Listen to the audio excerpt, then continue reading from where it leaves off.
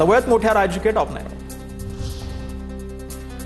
मीरा भाईंदरमध्ये आता दर महिन्याला प्रताप सरनाईक यांचा जनता दरबार भरणार। मित्रपक्ष असला तरी अन्यायाविरोधात लढणार। नरेंद्र मेहता मित्र असले तरी लोकांसाठी मी कोणाचीही गय करणार नाही, सरनाईक यांची भूमिका। प्रताप सरनाईकांनी घेतलेला निर्णय अन्यायकारक। रिक्षा टॅक्सी चालकांना मराठी अनिवार्याच्या निर्णयावरती गणेश नाईकांचा टोला। रिक्षा चालकांना भाषा शिकवण्यासाठी 1 महिना दिला पाहिजे, गणेश नाईकांचं वक्तव्य। विधान परिषदेच्या 9 जागांसाठी 12 मेला मतदान। 23 एप्रिलला निवडणुकीची अधिसूचना जारी होणार। 30 एप्रिलपर्यंत उमेदवारी अर्ज दाखल करता येणार। 12 मे रोजी संध्याकाळी 5 वाजेपर्यंत मतदान।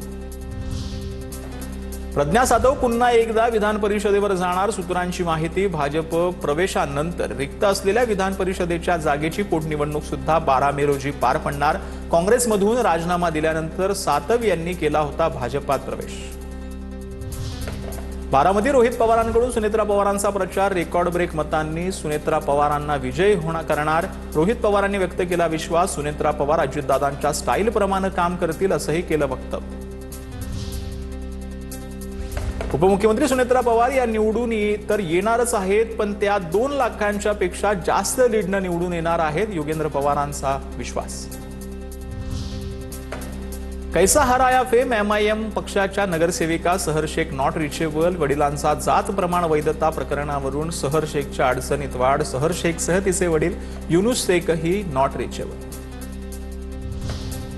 MIM हा पक्ष नसून दहशतवादी संघटना आहे। MIM पक्षात रोहिंग्या आणि बांगलादेशी भरलेले आहेत, नितेश राणेंचं वक्तव्य। तर कैसे हराया बोलणारी सहर शेख नॉट रिचेबल झाली, नितेश राणेंनी डिवचला।